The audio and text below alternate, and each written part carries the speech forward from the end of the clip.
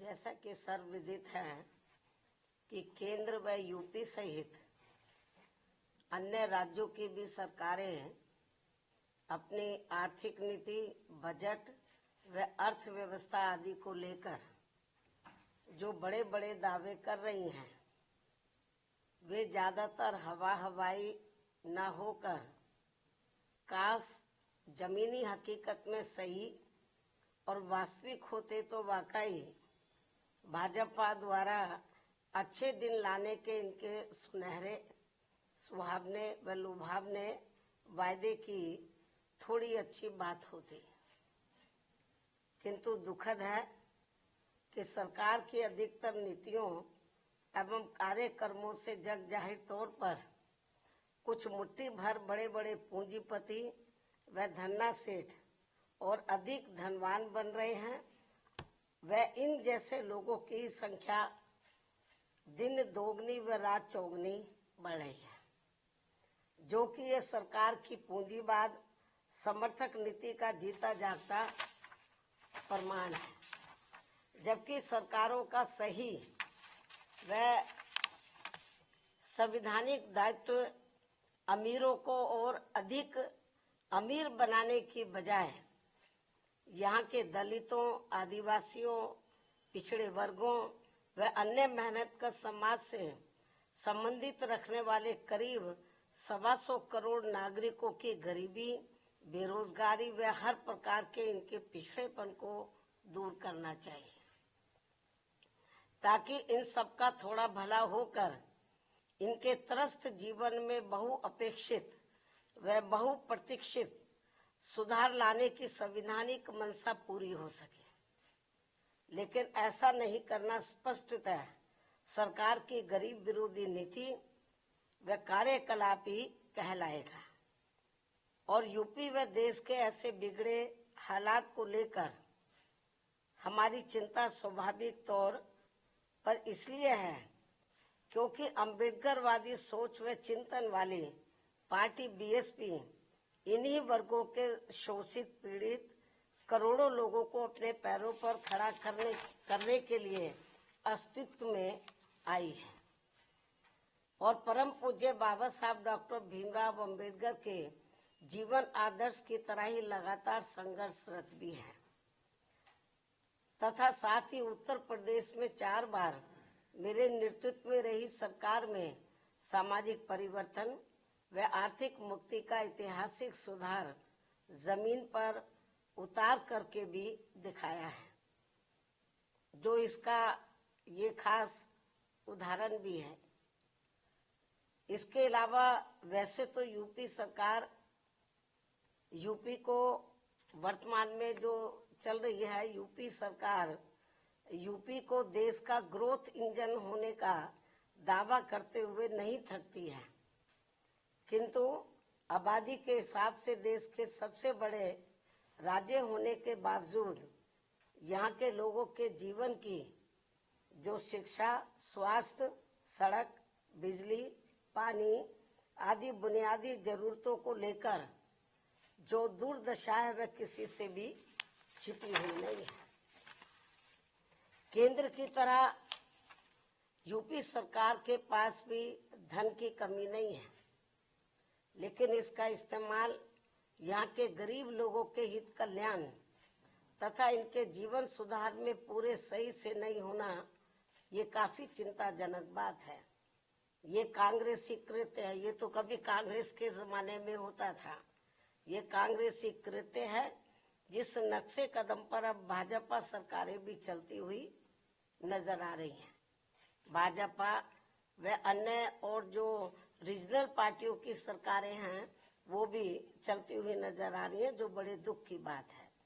इतना ही नहीं बल्कि कांग्रेस व सपा सरकार की तरह ही भाजपा सरकार द्वारा भी बाबा साहब डॉक्टर भीमराव अंबेडकर समग्र विकास योजना आदि जैसी महत्वपूर्ण योजनाओं को निष्क्रिय बना देने के कारण हमने जो डॉक्टर भीमराव अंबेडकर समग्र विकास योजना यूपी में शुरू की थी, तो इसको कांग्रेस और सपा की सरकार की तरह ही भाजपा सरकार द्वारा भी डॉक्टर अंबेडकर समग्र विकास, ग्राम विकास योजना आदि जैसी महत्वपूर्ण योजनाओं को निष्क्रिय बना देने के कारण अब गरीब ग्रामीण परिवारों का अपेक्षित समग्र विकास प्रभावित है। जबकि बीएसपी की सरकार ने इस योजना को भरपूर धन देकर गांवों को 17 बुनियादी सुविधाओं से जोड़कर यहाँ लोगों के जीवन में काफी सुधार लाया था। ये बात सर्वविदित है। लेकिन अब आम चर्चा के मुताबिक अधिकांश सरकारों पर लोगों को बसाने से ज्यादा लोगों के घर उजाड़ने के ज्यादा आरोप हर जगह लग रहे हैं। ये भी आम चर्चा है। इसके साथ ही मध्य प्रदेश भाजपा सरकार के वरिष्ठ मंत्री द्वारा विभिन्न सरकारी कल्याणकारी योजनाओं के लाभार्थियों को भिखारियों की फौज बताने से इन करोड़ गरीब अपेक्षितों के प्रति इनकी हीन, संकीर्ण एवं जातिवादी सोच ज्यादा प्रदर्शित होती है, जो ये गंभीर विषय भी है। क्योंकि सरकार द्वारा पहले अपनी गलत नीतियों में कार्यकलापों आदि से इन नागरिकों को महंगाई, गरीबी, बेरोजगारी, अशिक्षा, पिछड़ापन आदि की गुलाम व लाचार जिंदगी में बांधना और फिर सरकारी योजनाओं के तहत इन्हें कुछ राहत देकर अपमानित करना, ये अति शर्मनाक है। मतलब मामूली सा राहत देकर। उससे भी दुखद बात यह है कि दलित, शोषित, पीड़ित गरीबों को थोड़ा सा अनाज देकर इनका वोट लेकर सरकार बनाना और सरकार बन जाने पर इनको भिखारियों की फौज बताकर इनके आत्मसम्मान व स्वाभिमान को जबरदस्त ठेस पहुंचाने वाली खुली गरीब विरोधी जातिवादी राजनीति करना ये ठीक नहीं है।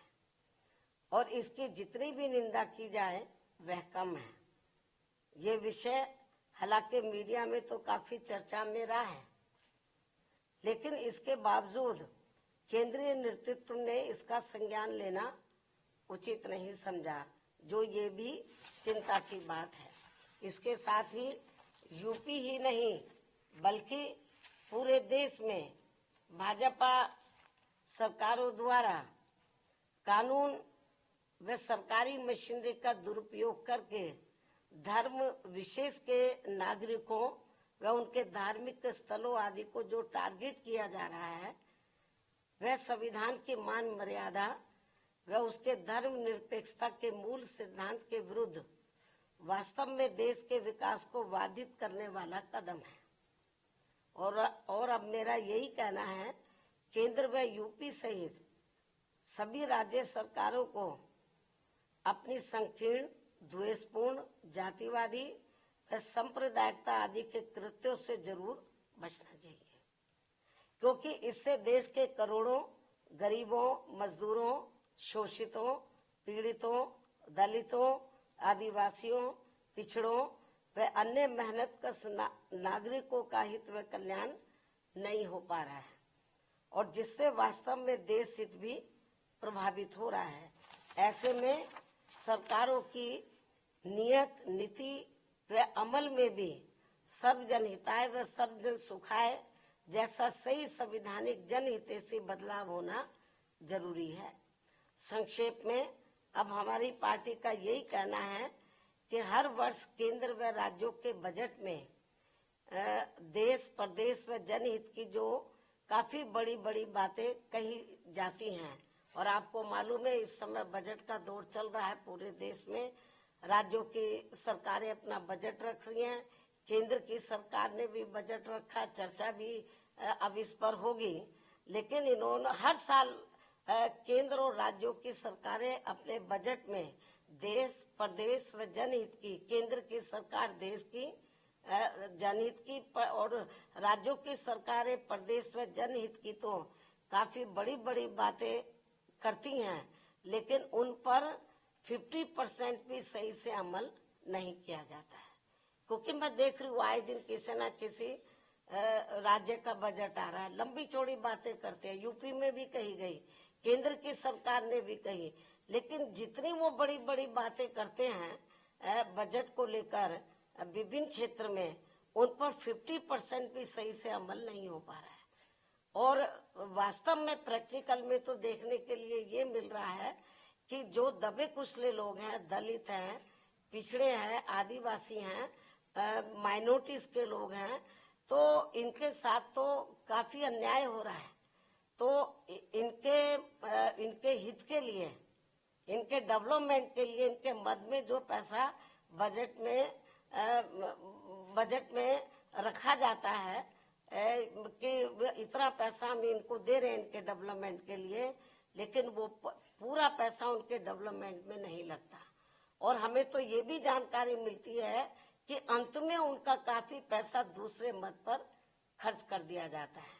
और इसको लेकर हमारी पार्टी ने पार्लियामेंट के अंदर भी आवाज उठाई थी। जब मैं मेंबर पार्लियामेंट थी, मैंने भी इस मुद्दे को काफी गर्मजोशी के साथ उठाया था। केंद्र की सरकार का ध्यान हमने इस ओर आकर्षित किया था और हमने प्रमाण दिए थे केंद्र की सरकार को, लेकिन फिर भी इस ओर ध्यान नहीं दिया गया। तो इनके लिए, इनका वोट हासिल करने के लिए जो वीकर सेक्शन के लोग हैं, जो गरीब लोग हैं, अन्य मेहनत कश लोग हैं, इनके डेवलपमेंट के लिए बातें तो बड़ी बड़ी कही जाती है बजट में। इस बार भी काफी लंबी चौड़ी बातें कही हैं, लेकिन वो पैसा भी पूरा इन पर खर्च नहीं होता है। और आखिर में चुपके से, बहुत ही सावधानी पूर्वक, मतलब चुपके से, मालूम भी किसी को ना पड़े, दूसरे मद में पैसा ट्रांसफर कर दिया जाता है। तो ये हाल है बजट का। इसलिए ये जो बजट में खास तौर से हर साल जो बड़ी बड़ी बातें कही जा रही हैं, अब भी कही जा रही हैं, तो मेरे ख्याल उसका फायदा जो जरूरतमंद लोगों को जितना होना चाहिए वो नहीं हो रहा है। तो इसलिए मेरा केंद्र और राज्य सरकारों को यही कहना है कि जो आप बजट पे कहते हैं, उसके ऊपर जो भी आप वायदा करते हैं, जो भी पैसा सैंक्शन करते हैं, उसके ऊपर आप लोगों को अमल भी करना चाहिए। मुझे पूरी उम्मीद है कि ये लोग जरूर मेरी इस बात की तरफ ध्यान देंगे। अब मैं अपनी बात यही समाप्त करती हूँ। धन्यवाद। जय भीम व जय भारत।